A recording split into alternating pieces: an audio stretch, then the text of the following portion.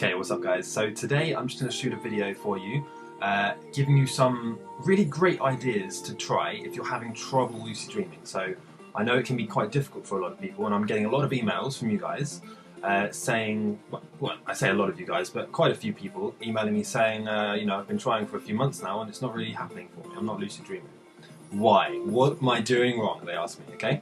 So I'm going to give you a few things that you can try which will increase your chances, will make it easier for you. This is sort of like a rut buster, okay? So it's going to be about, I would say, a 5-minute to 6-minute video. If you stay with me until the end, I'll give you a great recommendation for something to try, something that will really help you boost your dreams. I've used this to double my lucid dream count per week. It's really great. So let's just get straight into it. Let's just get started. I know you're all busy people, so let's go. The first thing that I would recommend you to try is to vary the techniques that you use. Okay, so when you start learning about lucid dreaming, inevitably you'll read articles and you'll learn how to do the wake-induced lucid dream, which is the most common one. You might read about the mnemonic-induced lucid dream, all these different techniques. And what will usually happen is you'll pick one that you really like the sound of, that you've maybe read a good story about, or someone's told you you should really try this technique, and you'll focus on that. And you'll really try, and you'll try, and you'll try, and it just won't work, for whatever reason, okay? And then you'll sort of start to be frustrated. You'll start to think, oh, well, maybe lucid dreaming doesn't work. Maybe it's not going to work out for me. Maybe the technique doesn't work, okay?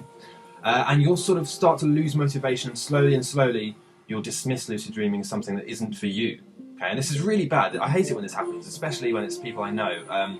So what I would suggest to do is to set time frames for yourself for each technique that you try, and I want you to try lots of them. Okay, so there are obviously, I can probably list about 10 techniques just off the top of my head for lucid dreaming, and you can find lots of them on my blog as well, howtolucid.com.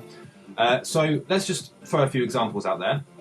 Let's say the first technique you try will be the wake-induced lucid dream, and that doesn't work. Try as hard as you can to make it work for you for a week. Okay, just that one technique, focus on it every night, try it again. If it doesn't work, write down what happened in a dream diary, write down your experiences, how it felt, what was easy, what was not so easy, and then move on to a new technique the week after. Okay, and keep doing this every week. Start a new technique. So first week, wake-induced lucid dream. Second week, mnemonic-induced lucid dream. Third week, cycle adjustment technique. Fourth week, wake back to bed, and so on and so forth, until you find one that works better than the rest, and you will. Okay, there are so many techniques out there, and they all work in slightly different ways. Everyone is slightly different, as I keep saying. So one will work better than the others for you. Okay, find that technique, and when you do, focus on that and build your skills that way, until eventually you've built up the skills in your subconscious and in your conscious mind that you can approach the other techniques more easily and you can learn better because you found one that works for you. You've built on your skills, and you've picked up a bit of motivation. You've had a few lucid dreams, because that's the main thing. You want to have those easy wins at the start, so you have motivation to keep learning. Okay.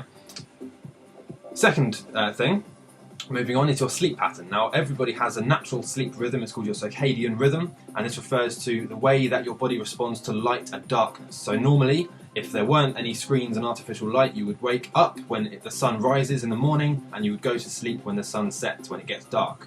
The natural light in the world from the sun will enter your body and trigger you to create certain hormones. These are known as your, you could say your circadian hormones or something like this. It basically means the substances in your body that wake you up and then shut you down ready for sleep, okay? Now, obviously in society these days we have artificial lights, we keep ourselves up beyond the times when we're supposed to go to bed naturally. This is okay, not much we can do about that. It's just part of the world we live in now. However, for your sleep pattern, you ideally want to go to bed and wake up at the same time each day, 7 days a week. If you have a really random sleep pattern and you're going to sleep and waking up at all sorts of times, you're going to find it much harder to have a lucid dream. And I've found this from experience. I know this is true. I've read various scientific studies on this. Your circadian rhythm is important, and it won't only help you to lucid dream, it will actually help you to have more energy throughout the day. It will help you with your motivation, your mental clarity, all sorts of things like this, okay? So, set a little test for yourself. You could call it a 30-day experiment, for example, where every day you wake up at the same time and you go to bed at roughly the same time. The most important part is the time you wake up, okay? Because if you wake up at the same time every day, naturally, after a few days, your body is going to start to think, I'm getting a bit tired now, at whatever time in the evening you should be going to sleep, and you'll naturally feel tired enough to go to sleep. Okay, so try that for a few weeks. That will help you. Third thing, binaural beats. Now, I've mentioned these before. This is a type of sound wave that you can listen to, which sort of takes your brain by the hand and guides it towards a lucid state. Now, there are many ways you can do this. There are several companies that make these binaural beats. You can find them on YouTube. They're free. However, the ones on YouTube tend to be lower quality and they don't work as well. This is what I found from experience. So, without going too much into it, a binaural beat is a type of sound wave that you listen to. And the way it works is you listen to the sound wave through stereo headphones. Okay, in one ear would be one frequency, one sound wave frequency, and in the other ear would be a slightly different one. They'll be on slightly different levels. And because they're slightly different, your brain makes up for this difference and sort of makes it so that you hear one sound. And by doing this, your brain actually goes into a different mental state. Your brain waves change, okay? And that's the basics of it. There are several different binaural beats.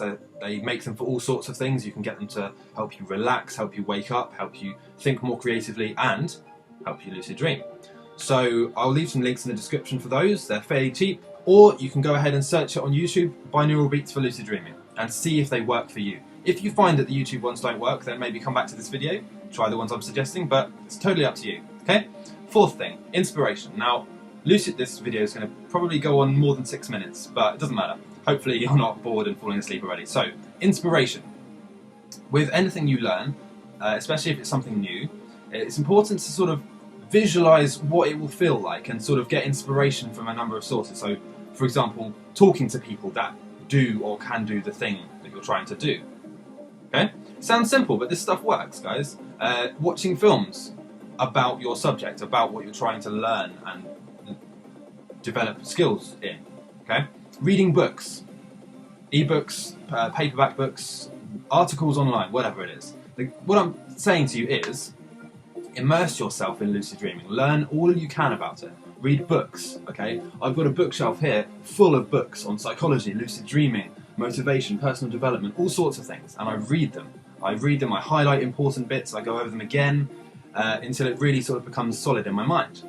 And this will really help you to lucid dream, to improve your mind, and all of this sort of stuff, okay? Number 5, I think, on my little list here, supplements. Now, these aren't for everyone. You don't have to do this. You don't have to take any sort of supplement to lucid dream. But there are certain things which make it just more likely and easier, okay? So the first one, I would advise you to take a multivitamin, and this will just sort of balance your body, get your macronutrient levels aligned. It will sort of help your overall health, which will in turn help your mental health. It's all connected in some sort of way, okay?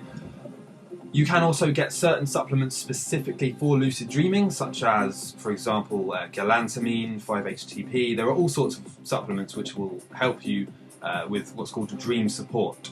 Okay, the reason it's called dream support, this is an interesting one, is because no supplement can guarantee you'll have a lucid dream, but there are certain things which sort of give you that boost in the likelihood that you'll lucid dream. Okay, so I might leave some links for those as well in the description, but feel free to do your own research. Just type lucid dreaming supplements. You'll find a load of results. So the last one, and this is sort of like a general recommendation, but something I found from my experience, I've been lucid dreaming for several years now, makes, I would say, one of the biggest differences to my lucid dreaming ability. Okay, and that is to do as much as you can in your waking life.